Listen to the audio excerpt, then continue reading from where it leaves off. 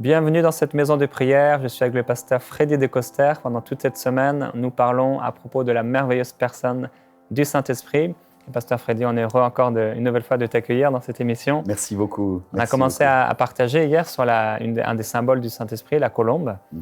Et on a parlé entre autres du fait de ne pas s'inquiéter, de la paix de Dieu. Et après l'émission, je pensais à ce passage où Jésus va parler de Marthe. Il parle à Marthe, il dit « mais tu t'inquiètes et tu t'agites pour beaucoup de choses ». Et peut-être à la maison, des fois, quand on est inquiet, l'inquiétude nous amène à nous agiter beaucoup, on s'agite, contrairement à la colombe qui aime, on a dit, la tranquillité. Elle n'aime pas le bruit. Qu'on l'effraie. Et peut-être à la maison, vous êtes inquiet et ça vous amène à être agité dans toutes sortes de situations. Vous êtes toujours le cœur un peu agité. Et le Seigneur Jésus vous dit, ne vous inquiétez pas, ne vous agitez pas. Vous vous agitez peut-être parfois pour peu de choses. Et Dieu veut vous amener cette paix surnaturelle, cette paix extraordinaire. Elle est pour vous. On a prié pour cela hier. Et que cette paix demeure en vous. Cette paix, il nous la donne, il ne la reprend pas. Il nous la donne gratuitement. Je prie que vous puissiez demeurer dans cette paix, marcher dans cette paix. Recevez vraiment la délivrance de ces inquiétudes et ces tracas qui vous amènent à vous agiter beaucoup, à être tout le temps inquiet, à préoccuper, à chercher, à fouiller, à calculer, à raisonner. Mais vraiment, recevez la paix du Saint-Esprit. Et on veut continuer à partager aujourd'hui à propos du caractère du Saint-Esprit. Je pense que tu as encore bien des choses à nous partager. Et entre autres, je crois que tu veux nous parler aujourd'hui, entre autres, de la pureté du Saint-Esprit. Oui, alors vous savez qu'on a vu que le mouvement, c'est du ciel vers la terre. Et ce mouvement se produit quand on recherche Dieu. Le Christ s'engage publiquement dans le baptême et c'est à ce moment-là que le ciel s'ouvre. C'est la même chose pour nous. Nous devons nous engager dans la vie chrétienne, à nous approcher de Dieu, à nous engager publiquement. Soyez fiers d'être chrétiens, soyez fiers de vos valeurs. Dans ce monde actuel, c'est difficile de dire que nous puissions être différents. Non pas en nous comparant avec les autres. Et vous savez, la colombe, c'est un oiseau extraordinaire. Vous avez remarqué que la colombe est blanche. Son pelage est souvent, la plupart du temps, sont blanches. Il y a plusieurs types de colombes, bien sûr. Il y en a plus de 26. Alors, je pense qu'on peut aller voir. Mais c'est un petit oiseau très frêle, mais à la fois très puissant. Mais une des caractéristiques incroyables de la colombe, c'est que c'est un oiseau qui n'aime pas la saleté. Si vous regardez une colombe, moi j'avais des colombes et je vais bientôt en avoir de nouveau maintenant que nous venons de déménager, j'aime tellement ça. Et dans ma famille, mon grand-oncle déjà en avait, et c'est lui qui m'a introduit aux colombes. Et peut-être que ça m'avait préparé à accueillir le Saint-Esprit. Une des caractéristiques incroyables, c'est que les colombes, il faut toujours que ce soit propre. Elles ne se plaisent pas et elles peuvent même être malades quand la cage est sale, par exemple. Si vous ne changez pas leur eau, ça ne va pas aller du tout. Elles vont vraiment changer, le pelage même va changer, ne va plus briller de la même manière. Et si vous regardez des colombes toute la journée, elles sont là, elles se nettoient, elles se frottent les uns les autres et elles se nettoient toute la journée. Elles se mettent il faut toujours un peu d'eau pour la colombe, il faut toujours... Alors, s'il y a un bassin, vous allez voir, elles vont se baigner de multiples fois pendant la journée. D'ailleurs, la colombe est venue pour la première fois au moment où Jésus était dans l'eau, en train de se faire baptiser, qui est le symbole de la purification de nos péchés et de nos actions mauvaises. Ce n'est pas pour rien qu'il est arrivé à ce moment-là et pas à un autre moment. Vous savez, la colombe, le Saint-Esprit, est très sensible, extrêmement sensible. Et quand on s'approche de lui, nous devons d'abord veiller sur notre cœur. La Bible nous dit « veille sur ton cœur plus que toute autre chose ». Et parfois, on vient et on commence déjà « Seigneur, j'ai besoin que tu pourvoies mes besoins. Seigneur, j'ai besoin que tu changes. Seigneur, que ma grand-mère se convertisse. Seigneur, que mon mari change. » Ça, toutes les femmes prient tous les jours pour ça. N'est-ce pas ? Mais la Bible dit « Approchez-vous de Dieu, il s'approchera de vous. » Mais approchez-vous d'un cœur pur. La Bible parle quand vous élevez des mains, élevez les mains pures. Et nous ne sommes pas purs, souvent, parce que les mauvaises pensées sont venues. Nous avons zappé sur la télévision, puis des images sont venues. C'est très difficile. parfois dans la vie chrétienne. Et quand on essaye par soi-même, on se décourage tout de suite. On n'y arrive pas. Et quand tu essayes d'être chrétien par toi-même, tu ne peux pas y arriver parce que comment tu vas te sanctifier? Je me souviens, moi, je m'étais converti, mais soudainement, il fallait que je convertisse aussi tout ce qui était en dessous d'ici, dans mon corps, n'est-ce pas? Toute ma vie sexuelle, mes pensées, etc. Et c'était très difficile pour moi de comprendre pourquoi, soudainement, Dieu voulait que je sois fidèle à une seule femme, que j'aime une seule femme, que je purifie mes pensées aussi. On faisait beaucoup de blagues aussi, etc. Et on était parfois cynique avec les autres parce que en France, quand vous êtes cynique, c'est un symbole de l'intellectualisme, n'est-ce pas? Vous pouvez un peu être pédant, comme ça on nous apprenait ça dans les cours, n'est-ce pas? Comment plaisanter, faire les contre-paix, etc. Et puis quand je m'approchais de Dieu, soudainement, le Seigneur commençait à purifier mes pensées. Pourquoi tu as répondu à un tel comme cela? Oh, alors, je me sentais mal. J'étais tout seul dans la présence. Et ça, c'est le but de Dieu. Mais le Seigneur ne culpabilise pas, c'est le diable qui culpabilise. Lui, il ne nous culpabilise pas. Il vient comme une colombe, tout doucement. Et puis, soudainement, vous êtes en train de prier et il faut commencer sa vie de prière en disant « Seigneur, purifie-moi. Change mon cœur, Seigneur, et purifie-moi. Regarde si je suis sur un sentier difficile. » L'une des plus belles prières est celle qui a touché. C'est pour ça que Jésus disait de David qu'il avait le cœur selon Dieu. N'est-ce pas? Parce que même s'il avait tous ses défauts, il venait, il disait « Seigneur, regarde si je ne suis pas dans le psaume 55, si je ne suis pas 51, pardon, si je ne suis pas sur un sentier mauvais. Regarde mes motivations et mon cœur. » Le Saint-Esprit est la colombe est un oiseau très propre. Et toute la journée, il vérifie bien qu'il est toujours brillant, qu'il reflète. La Bible nous dit aussi, vous tous qui reflétez, comme dans un miroir, le Seigneur, n'est-ce pas? Et je terminerai en prenant je pourrais aller beaucoup plus loin sur ce que sont les colombes, mais vous avez compris que quand Pierre nous dit dans 1 Pierre que vous soyez saints comme votre Père Céleste est saint, ce n'est pas que nous devons être religieux, on n'en a rien le droit de faire. Au contraire, profitons de la vie. Mais si quelque chose est impur et souillé, etc., vient devant nous, nous avons cette liberté en prière de pouvoir venir parce que la colombe est attirée par la pureté. Et c'est pourquoi, si on n'arrive pas à se sanctifier quelque part, il ne faut pas se culpabiliser, se dire « Ah, j'arrive pas par soi-même ». Il faut vraiment venir devant Dieu, il faut tout lâcher, parce qu'on n'y arrivera pas par soi-même, tu sais, Jérémie. Et il faut humblement dire « Seigneur, viens sur moi, comme tu l'as fait pour le Christ. » Au moment où il décidait de se purifier, moi, mon rôle, c'est de décider d'entrer dans la purification, dans l'eau qui me nettoie. Et c'est pourquoi, notamment quand on se fait baptiser, on s'habille tout de blanc, n'est-ce pas? Parce que c'est le symbole que Christ, par son sang, nous a lavés et nous a purifié de tous nos péchés. Et quand on est lavé, le Saint-Esprit ne s'y trompe pas. Tout de suite, il arrive. Si on est sale, c'est le bazar dans ma pièce, etc. Eh bien, c'est ce qui se fait. Par exemple, je ne vais jamais prêcher l'Évangile avant d'avoir pris une douche et d'être complètement... Alors, c'est un symbole. Hein, bien sûr, dans l'Ancien Testament, tous les pasteurs faisaient ça, n'est-ce pas? Alors maintenant, il y en a plein qui font pas. C'est pas grave, c'est pas une religion, attention. Mais c'est simplement parce que... Alors, je me prépare déjà spirituellement et je dis, Saint-Esprit, descends sur moi, s'il te plaît. Je veux pas, quand je fais Alléluia, qu'il s'en aille tellement il a peur, n'est-ce pas? Le Saint-Esprit est un oiseau de pureté.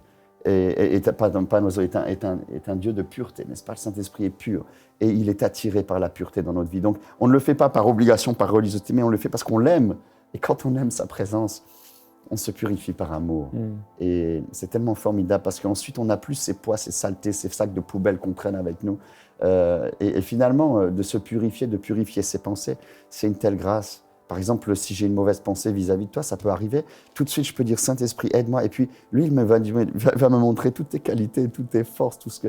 Et puis, finalement, mes relations interpersonnelles sont beaucoup plus amicales. Ça, c'est juste un exemple, mais ça s'applique à toute la vie. Amen. Amen. Est-ce que tu voudrais prier pour les gens qui se reconnaissent dans ce que tu dis et se disent « Moi, j'ai vraiment besoin d'être purifié ». Oui, je pense qu'on peut le faire maintenant. Seigneur, mon Dieu, c'est humblement que nous venons devant toi. Nous avons tous besoin, Seigneur. Nous sommes tous pécheurs. La Bible nous le dit, toute personne, tout homme est pécheur. Et c'est pourquoi il est privé de la gloire de Dieu. Et sans le salut, sans le don de la grâce, sans le don de la purification, sans le sang de Jésus qui nous purifie, dit la parole de Dieu, de tout péché, de toute mauvaise œuvre, nous ne pourrions venir devant toi. Seigneur, la grâce et le salut, la purification n'est pas quelque chose qu'on obtient par soi-même. Oui, comme la colombe, on doit nettoyer nos plumes tous les jours, on doit se nettoyer nos pensées. Ça, c'est le travail du chrétien. Mais c'est toi qui purifies. C'est ton ministère. Et nous voulons t'accueillir, Saint-Esprit, dans ton ministère maintenant, de purification dans la vie de mes bien-aimés, dans ma vie, premièrement, Seigneur. Que dans tous les domaines qui ont besoin d'être purifiés, vous puissiez maintenant sentir que sa présence arrive maintenant. Et je brise toute chaîne au nom de Jésus. Je chasse de vous tout esprit impur au nom de Jésus. Amen. Écoute-moi bien, esprit impur, enlève tes mains sales de leur vie maintenant, enlève tes pensées sales de leur tête maintenant dans le nom de Jésus. Purifie les yeux, purifie les oreilles et surtout purifie la langue. Maintenant, sortez de ces endroits-là pour que mes bien-aimés puissent vivre une vie chrétienne épanouie. Mais Seigneur, sans toi, nous ne pouvons y arriver. Il faut que tu descendes maintenant. C'est à chacun d'entre nous de le vouloir, de faire le premier pas dans l'eau jusqu'aux chevilles, puis après jusqu'aux genoux. Mais ensuite, quand nous sommes là dans l'eau de ce baptême, dans ce baptême journalier que nous venons, où nous te demandons, purifie-moi, Seigneur. Eh bien, mon Dieu, mon Dieu, mon Dieu, toi, tu fais le travail. Alléluia. Et tu le fais par le Saint-Esprit. Tu descends sur nous comme tu es descendu sur Jésus. Et c'est par le Saint-Esprit que nous pouvons faire ces choses. Ce n'est pas par la force humaine, ni par la religiosité, ni par les interdits, mais c'est simplement par amour, parce que nous aimons être avec toi et nous voulons t'accueillir avec nous dans ces moments-là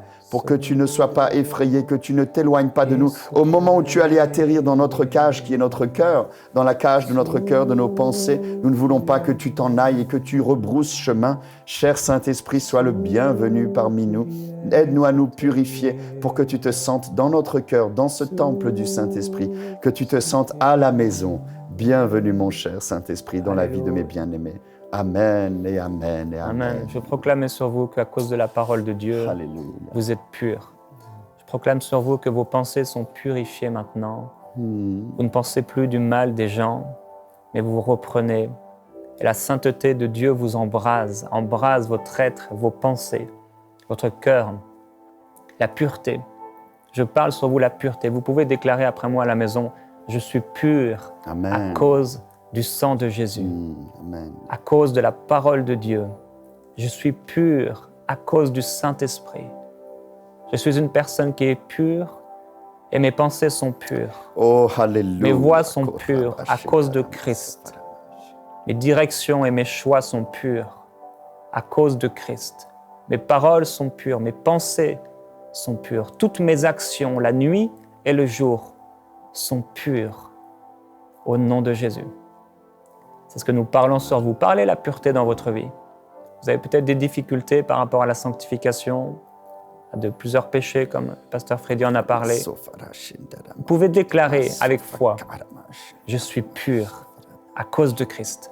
Et quand vous parlez la pureté de Jésus-Christ, le sale, la souillure va disparaître, va commencer à disparaître. Alors que vous parlez qui vous êtes en Jésus-Christ, toute ténèbre va disparaître. C'est vrai, Seigneur. Alléluia. C'est vrai, Seigneur. Alléluia. Amen. Est-ce qu'il y a un autre symbole ou une autre caractéristique du Il y en a Saint-Esprit que beaucoup, tu je pense voudrais... qu'on va faire pendant 50 ans. Ouais. Mais allons vers une autre qui est directement en lien avec la pureté. Dans notre société actuelle, c'est quelque chose d'absolument incroyable.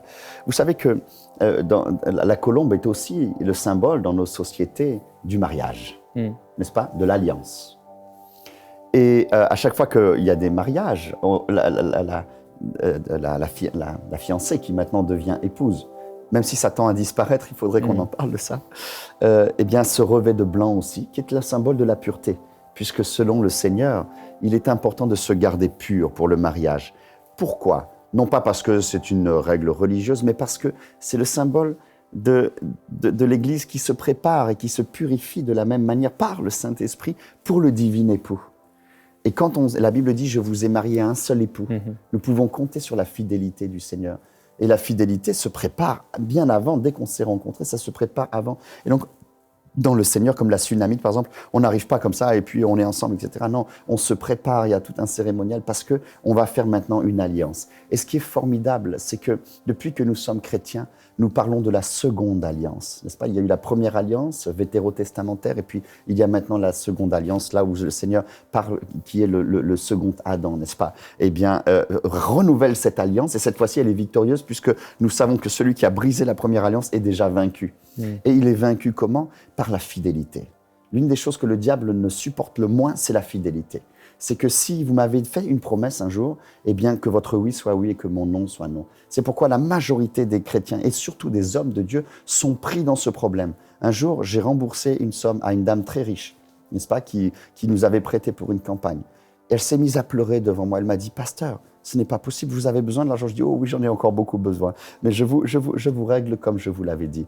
Mais elle m'a dit, vous savez, pasteur, que de tout ce que j'ai prêté, à tellement de gens. Vous êtes le premier serviteur de Dieu qui me rembourse la somme. Elle a été tellement touchée, elle a pris la moitié, 50%, et là, elle a transformé en don. Waouh, merci Seigneur.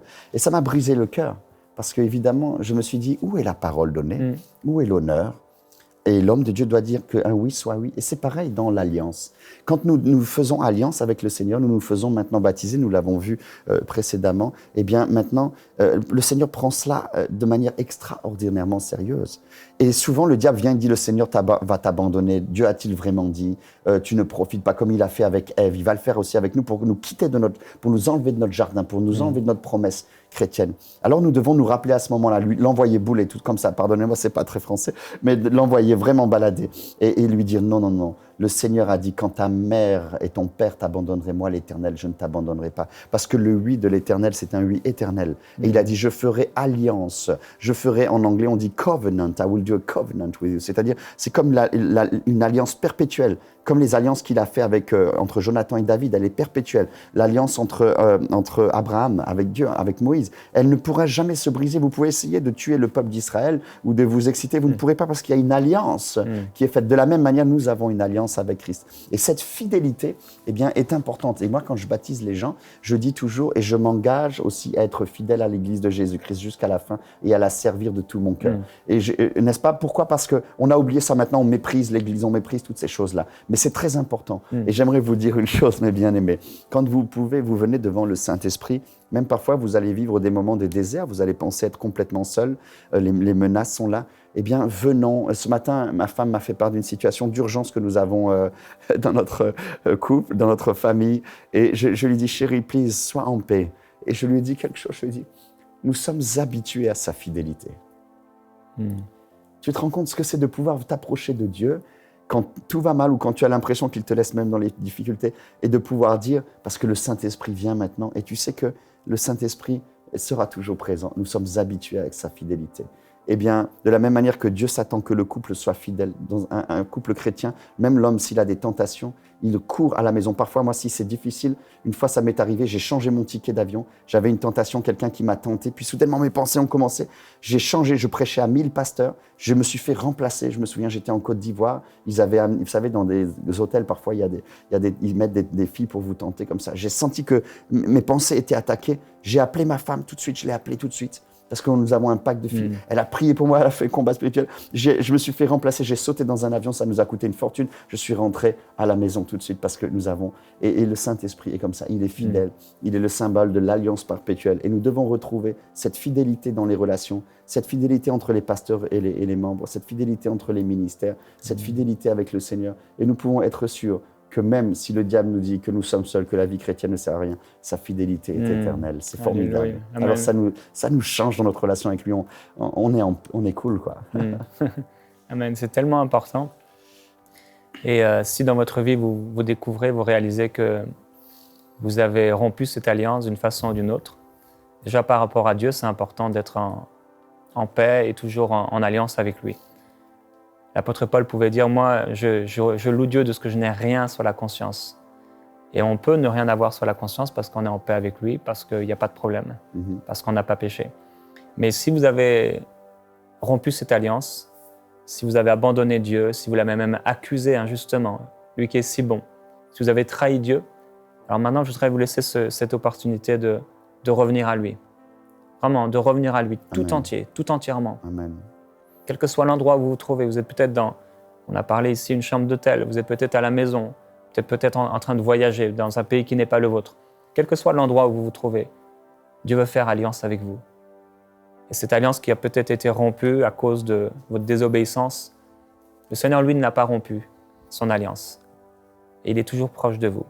Alors là où vous êtes, vous pouvez simplement dire à Dieu, Père, je te demande pardon parce que j'ai rompu ton alliance, parce que je t'ai abandonné, parce que je t'ai trahi, parce que j'ai déshonoré ma parole. Et je t'ai déshonoré. Pardonne-moi, Père, je reviens à toi, complètement, entièrement. Je déclare de ma bouche que je reviens à l'Éternel, mon Dieu, qui fait grâce et qui pardonne, et que je le servirai tous les jours de ma vie. Au nom de Jésus-Christ, je le déclare devant toute autorité. Seigneur. Merci, Seigneur. devant ce monde et devant toute puissance spirituelle. J'appartiens à Jésus-Christ et je le servirai lui seul.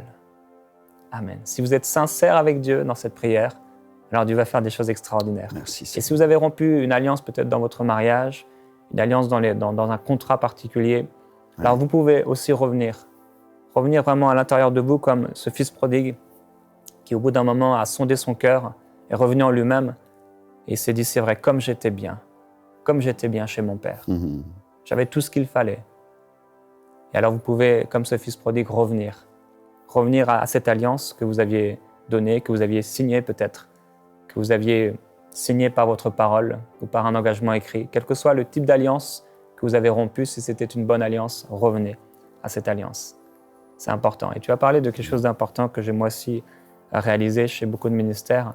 Comment, parce qu'on parle beaucoup, et la Bible dit que celui qui parle beaucoup ne manque pas de péché, comment on peut facilement exagérer, comment on peut facilement déshonorer les contrats, parce qu'on se dit je suis un homme de Dieu, ou je suis un serviteur de Dieu, une servante de Dieu. Alors bon, c'est pas grave, Dieu ne voit pas. Et au contraire, on devrait faire beaucoup plus attention à cause de la position peut-être que Dieu nous a donnée à ce qui sort de notre bouche. Et de la présence du Saint-Esprit en nous, parce que là, nous attristons le Saint-Esprit. Et nous verrons plus tard que c'est le seul péché qui n'est pas pardonné. Parce que le Saint-Esprit est très sensible, n'est-ce pas? Et si tu me permets, je voudrais juste aborder très rapidement une autre caractéristique. C'est que la colombe, c'est le symbole de l'amour, puisqu'on parlait du mariage, n'est-ce pas? Et par exemple, j'ai cette image ici, peut-être qu'on peut le voir avec la caméra d'une colombe, d'un couple de colombes, et puis ça fait un petit cœur, tu vois. Et j'aimerais vous dire quelque chose, c'est que vous savez qu'une des caractéristiques de la colombe, c'est que quand elle prend un partenaire, elle le prend pour toute la vie. Je me souviens qu'un jour, mon oncle, j'étais chez lui en vacances, et puis il entend crier comme ça. Et il arrive et il voit que la colombe était morte. Et il m'a dit, je vous expliquerai ce qui s'est passé dans une autre émission, mais c'est là où il m'a expliqué que maintenant, elle allait être inconsolable. Elle allait être inconsolable. Parce qu'une colombe, c'est pour ça qu'elles reviennent, on les utilise pour envoyer des messages des milliers de kilomètres. Pourquoi? Parce qu'elle est fidèle, c'est le symbole de l'amour. Et ils ne peuvent pas vivre l'un sans l'autre. Si vous regardez deux colombes, ils se font des bisous, ils se becquent toute la journée. Puis ils ont une sorte de langage particulier. Ils se frottent, elle vient, ils se regardent. Oh, t'es belle ma chérie. Toi aussi. Oh. Et toute la journée, ils sont comme des pots de colle. C'est incroyable. D'ailleurs, parfois, c'est très bruyant parce qu'ils sont très, très proches comme ça. Ils ont besoin d'exprimer leur amour, n'est-ce pas, à cause de cette alliance dont on vient de parler. Et c'est incroyable. Ils ont un langage spécial. Et ils reviennent toujours. Et ça, c'est quand même quelque chose d'incroyable. Et c'est dans le cadre de cet amour avec le Seigneur que nous aussi, il faut apprendre à lui dire des mots d'amour à Jésus. Parce que Dieu est amour. Donc, il comprend le langage de l'amour. Et nous, on est toujours là, Seigneur, là, j'ai fait ci, on est dans la culpabilité. Mais lui, il n'est pas comme ça. Il suffit de lui dire « je t'aime ». Et vous allez voir, essayez de dire au Seigneur des compliments dans la prière. Au bout d'une minute, on ne sait plus trop bien quoi dire, n'est-ce pas? Parce qu'on n'a pas développé un langage d'amour avec le Seigneur. Or, le Seigneur, Dieu est amour. Et il dit, voici comment vous reconnaîtrez que vous êtes médecins, par l'amour que vous avez les uns les autres. Et donc, quand on est rempli de l'esprit, quand on sort d'un moment de présence, on n'a pas envie de se battre, on n'a pas envie de se disputer, on n'a pas envie des divisions. Quand vous voyez les pastorales, les divisions, c'est qu'ils n'ont pas prié avant, ils ont bu du vin ou quelque chose, mais ils n'ont pas prié. Ça, c'est sûr. Ou alors, ils ont fait une prière religieuse juste, mais ils ne sortent pas de 2 heures de prière où ils ont dit qu'ils aimaient le Seigneur. Parce que s'ils aimaient le Seigneur, Dieu leur parlerait de son cœur. Et quand il parle de son cœur, il parle des âmes. Il parle de l'humilité, il parle de la douceur, il parle de l'amour. Et Dieu est amour. Et on reçoit son amour et on apprend à aimer et à exprimer cet amour. Et par exemple, quand on honore un contrat, comme tu viens de le dire, on ne doit pas le faire parce qu'on doit le faire par amour. On a donné une parole. Quand on honore une promesse, on ne le fait pas. Donc tout devient, non pas par religion, parce que la Bible dit qu'il faut faire ça, mais tout devient par amour. Et donc tout devient facile. Amen. Amen. Maintenant, on peut s'engager à ça à la maison, et à changer nos façons de prier peut-être. Et peut-être tu pourrais prier et nous donner des belles qualités de Jésus. Exprimer ton cœur simplement à la maison. Vous allez vous joindre à nous. On va simplement louer Dieu et l'adorer pendant ce temps qui nous reste. Alléluia. Seigneur, merci mon Dieu. Dieu est amour. t'adorons, Seigneur. Et beaucoup de gens, les religieux, disent oui, mais il ne faut pas parler de la grâce parce qu'ils utilisent pour une occasion de péché. Mais non, parce que le Saint-Esprit est en nous. Bienvenue, cher Saint-Esprit, sur chacun des auditeurs et sur moi maintenant, sur mon frère. Viens, Saint-Esprit, descends, douce colombe de l'Esprit. Toi qui es beau, tout en toi est beau, tout en toi est vertueux, tout en toi n'a pas de double motivation. Rien n'est tordu. Alléluia. Quand tu me dis « je t'aime », ce n'est pas pour me manipuler, pour que je te dise « oui, maintenant je vais te servir ». Amen. Et quand je te dis « je t'aime, Seigneur », que ce soit d'un cœur pur, d'une motivation pure, non pas pour recevoir quelque chose de toi, mais simplement parce que tu es amour. Que dans ma vie, que tout se fasse par amour, non pas comme pour les hommes, non pas pour un titre. Quelle horreur les titres, quelle horreur! Car au plus nous avons de titres, au plus nous nous voyons grands. Or, Jean le Baptiste le disait, il faut que tu grandisses, que tu t'envoles, que tu paraisses en nous pour que nous diminuions. Oh Seigneur, je t'aime. Je ne peux pas t'aimer naturellement si ce n'est par le Saint-Esprit. Nous ne pouvons pas avoir de vertu si ce n'est par le Saint-Esprit. Merci pour ton amour. Quand nous sommes tombés, c'est ton amour qui nous relève. 7 fois, 10 fois, 100 fois. Quand nous avons menti, c'est ton amour qui nous redonne la vérité. Quand nous nous rejetons nous-mêmes et que nous nous faisons même nous nous blessons nous-mêmes, ou nous prenons des drogues ou des choses comme cela parce que nous ne sommes pas en paix, nous nous rejetons nous-mêmes. C'est ton amour qui nous change. J'ai vu par exemple tellement de prostituées, par exemple, qui ne pouvaient pas s'accepter elles-mêmes. Elles se maquillaient, mais au fond d'elles-mêmes, à chaque fois, elles allaient se doucher, elles se rejetaient, elles se griffaient elles-mêmes, jusqu'au jour où elles ont rencontré ton amour. Je me souviens justement à Montréal, une des personnes qu'on avait amenée au Seigneur.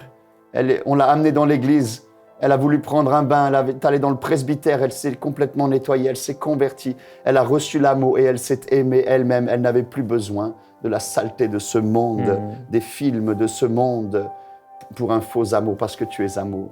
Merci pour l'alliance éternelle. Tu es tellement formidable. Nous t'aimons tendrement.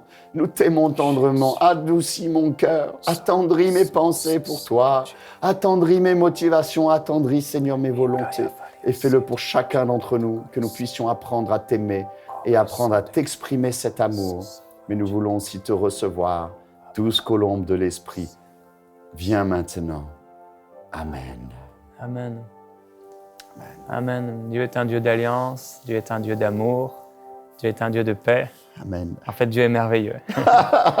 C'est pour ça qu'on ne peut pas vivre sans le Saint-Esprit.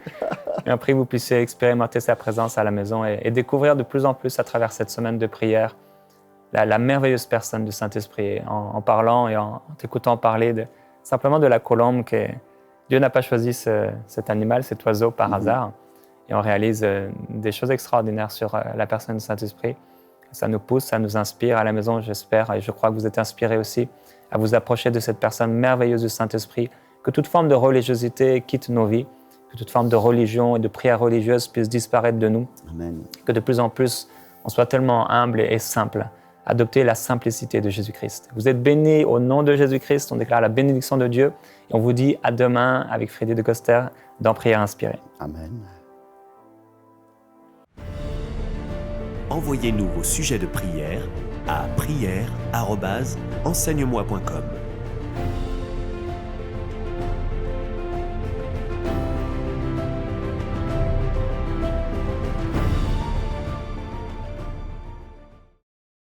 Cette émission est rendue possible grâce au précieux soutien des partenaires d'Enseigne-moi Canal International. Retrouvez tous nos programmes sur emcitv.com.